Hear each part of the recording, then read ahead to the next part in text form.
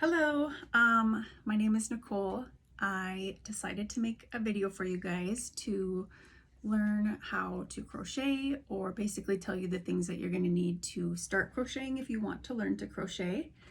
I am not an expert. I've only been crocheting since April of 2022. So this is just my own experience. I mostly learned off of YouTube and Pinterest. So yeah, I'll just get into the materials that you'll need to start, and then I can make some future videos of some basic crocheting tutorials, different types of stitches, and simple projects. So I will just get started on maybe just hooks.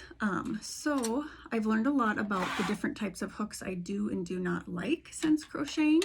One of my first hooks that I got was not this one, but it was similar. It was a like colorful pink plastic hook, and I loved that hook. However, it did break not long after I had it, so that was pretty disappointing because I didn't have like a full set of hooks at the time. So I would recommend investing in a set of metal hooks with or without a gripper on them, which I'll show you those, but not a huge fan of these. Also, I do not like the sharp angle in here. I don't quite understand the difference between the two, but I do prefer like the smoother one and not that sharp tip. I think it catches easily. There are tutorials out there about the difference between the two, but I don't care for these. You can get a simple set of crochet hooks or just buy individual ones that are like this. They will have the, I don't know if this is maybe backwards. They'll have the measurements on them. So this is a I/9 hook, and it's 5.25 millimeters. So you'll have a couple of different letters and numbers on there. So the millimeters is like, I'll explain that a little bit more when we get to the yarn. I'm maybe jumping to the gun a little bit, but let's just talk about the style of hook. So with or without a grippy. This hook has a grippy. These are my favorite hooks. I bought a set of them. They last a long time. They don't bend. However, I do have a dog who likes to chew the ends of my hooks off, so that is kind of a bummer. I have several that are missing the tip. They still work just fine, but this will start to, I don't know if you can tell right there, these start to kind of slip after a while. So I haven't gotten a good solution to how to keep that from happening. But once my dog chews the tip off, then it definitely starts sliding off. So I have to figure that out. There are some other videos on different things and hacks that you can put on a simple metal hook to create a more ergonomical feel if you are going to crochet a lot, or even when you're first crocheting, you tend to be really tight and not as relaxed with your hook, so your hand will get sore. So I do recommend something that has some sort of grip, or some people use like a makeup sponge. I haven't tried that. So just invest in some good hooks that are going to be comfortable for your hands. Let's see, what else? Some simple things. When you are new, you're always going to want to use a stitch marker. It is very difficult to keep track of stitch counts unless you're really good at reading your own stitches and you don't mind recounting over and over again, especially when people start talking to you while you're counting. I recommend just counting louder until they get the hint, but that doesn't always work.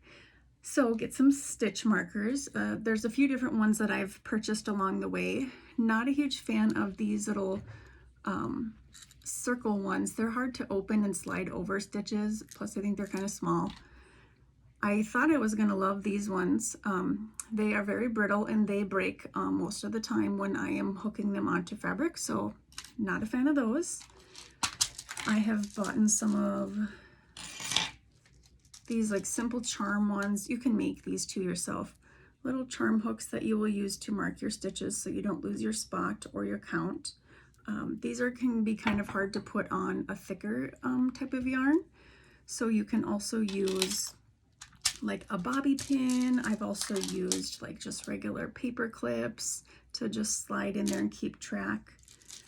My favorite stitch markers are these ones. I can put some links in the comments once I figure out how to do that on where I got some of these parts, but these are by far my favorite. They stay on, they're easy to move on and off. I love them. They weren't very expensive. They come in a few different colors. I did try to make some of my own stitch markers because one of my problems when I'm making a project is I like to skip around from project to project. And then I will forget which hook I used, which makes finishing the project difficult. So I did make some of my own stitch markers, and I put some numbers so that I could put those on my projects and remember the size of hook that I was using. Just make this with like simple jewelry stuff from like Walmart or Hobby Lobby. A few other little hacks. When you are not going to finish a project and you're working along, this I could use for an example. When you're crocheting and you're just stopping, you have your loop here. At any time, your cat can come up and start going like this and start pulling apart your project. So I recommend pulling up a loop here if you can't keep your project safe, and just using a simple paper clip to pull that there, so then when my cat's coming and trying to wrestle with this, my project doesn't all come apart, because that's pretty sad when that happens. And then your yarn gets all wet and everything from your cat, so just keep it away from your cat, or use one of those. Let's see, you also want to get some darning needles. There's lots of different ones. They all kind of serve their own little purpose, so I would just get an assortment. I started with just like a simple one like this, plastic, and like this. I don't really like these very much, and I only use this big one when I'm using like a really thick yarn. I really like this one that's kind of got like a little curved tip, because it makes easy to kind of slide into some of the projects. I also really like this one because it's got a really squishy end, so if I'm trying to get into a really tight spot, like if I were to use this big one on a smaller project, it would start warping my stitches, which can make your project look weird. So I really like this one. I can link this one too. I think I got this off Amazon. I particularly like the metal ones because I can't tell you how many of these my dog has chewed up, and she leaves these metal ones alone. So that's good. Another thing too, when you are dealing with yarn and you're like me, I'm a hot mess, and I got yarn up the wazoo everywhere. Oh, here's another tool. I sometimes use these little hair things too to mark my stitch if I don't have one. But say you're gonna wind up a ball of yarn and whatever. This is a mess, so it's not a good example, but you know, you wind it up into a little ball. You can use a little hair clip to secure your tail to the ball of yarn to keep your yarn from not looking like mine. So word to the wise, take care of your yarn. A few other things, you might want to get some pom-pom makers. I got these off of Amazon. They felt really like chintzy and like, oh my gosh, this is, you know, weird, but they come in a nice set. They work really well. It took me a little bit to get the hang of it. I tended to overfill it, and so they weren't looking very nice when I first started, but just get some cheap yarn and just practice making some pom-poms, and it's a lot cheaper, I think, than buying a pom-pom. Plus then it can match whatever you're making, like if you're making a hat or something. So these were really cheap off of Amazon. They're probably not super durable, so keep them in a safe place. And I can go over a few different types of yarn, because when I first started I had no idea what I was buying, and certain yarns are important for certain projects. So I'll start out with like the most simple thing. When I first bought yarn, I bought I think it was like a red heart blue acrylic yarn from Walmart, and I was like, I'm gonna make some pot holders. Well, you should not probably use acrylic yarn when you are making pot holders, because it will melt. My great aunt, she used to make pot holders with acrylic yarn, and they lasted for years, and they did have a little bit of a melt that you can see on there if you know what you're looking for, but they lasted for a really long time. So I know some people do use acrylic yarn to make pot holders, but I would recommend cotton. So that was my first yarn that I bought, was just from Walmart, a big old gigantic thing of blue acrylic yarn, and it didn't work for the project I was trying to make. So then I was on the hunt for some cotton yarn. Oh, here's a good example of what I was trying to show you. So cotton yarn, my favorite cotton yarn is, I love this yarn from Hobby Lobby. That's actually my favorite brand of yarn for any type of yarn, is Hobby Lobby. I love this yarn. Cotton, acrylic, whatever. These are great for anything that you want to be heat resistant. They are a little bit more expensive than acrylic yarn. They also have different textures. So the Hobby Lobby one is very soft, like it's great for making anything like for a baby. There are a few other ones like this one, and I can't think of the other brand offhand, but they, if you feel them, have a little bit coarser texture. When you wash some of those things, they don't feel as coarse, but I do prefer the feel of this. I love this yarn. Here is a yarn I do not recommend as somebody that is just starting out. Two parts to this. It is black. Black yarn is the devil. So do not buy black yarn if you are trying to learn how to crochet. Also, don't recommend any of this really pretty tinsely yarn. It snags really easily. So if you are new to crocheting, I do not recommend this.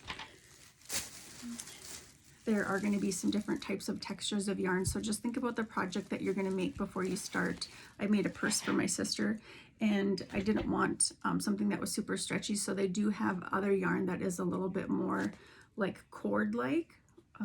That is one option. This right here is some blanket yarn. This is kind of nice if you're just learning how to chain. It can be real easy to work with a nice thicker hook and a thicker yarn to practice making a chain. However, as a new crocheter, I do not recommend starting out with a project like this. It is very difficult to see the stitches and to learn what the stitch should look like when working with this yarn. It's hard to find the stitches, and I recommend marking as frequently as possible with your stitch marker. So not a great starting project. What I do recommend for a starting project is I found this yarn. I think it came from Michael's. It is kind of a little bit weird. It's hard to probably see on the camera, but the thing I like about this yarn is it doesn't really come apart like typical, let's see, yarn here. Let me grab this and kind of show you. So this is, I love this yarn. Acrylic from Hobby Lobby, and I use this yarn quite a bit, but as somebody that is just starting out, I wish I would have known about this. If you watch the yarn here and I start kind of twisting it, the yarn actually is made up of several different fibers that can kind of come apart. So when you're learning to crochet, sometimes you snag the yarn and it starts pulling little catches in different areas. So if you could start learning to crochet on a yarn that does not pull apart as easily, this one ultimately does if you tried really hard, but as you're crocheting, for the most part, it's going to be almost like a cord where it will not snag and be difficult to work with. So I recommend a yarn like this. A few different things when you are looking at the packaging of the yarn that will be important to note are the hook size that's recommended. There might be different hook sizes recommended for your project, but if you're just gonna be simply practicing with the yarn and not following any specific kind of pattern, you'll want to use the hook size that's indicated. This one is 5.5 millimeter or US I-9. So a lot of crochet projects and patterns will come in UK directions or US directions, so just take note of that. Make sure you know where the pattern came from before starting it, just because the hook size will make a difference, and the way they describe the different stitches are a little bit different too, which I can get into in a different video where we talk about the different types of stitches, like their double crochet is like our single crochet, and that type of thing. So start with something like this, get some good hooks, get some stitch markers. Little scissors is helpful to have handy. Also, one thing I find to be helpful is you're always going to have little trimmings when you're doing a project where you finish a project and you're done, you'll snip off the ends. I don't ever throw those away. I keep them in like a Ziploc baggie or a Clorox wipe container, and I use them as filler in other projects. So this is precious material. Don't throw it away. It is useful. I mean, obviously you can, but I do find it to be useful. Then I don't have to purchase stuffing for other projects that I'm doing that might need filler. So yeah, I think that's pretty much all I have to offer on what you need to get started, and I will make some more future videos on the different types of stitches and some simple projects. Thanks, bye.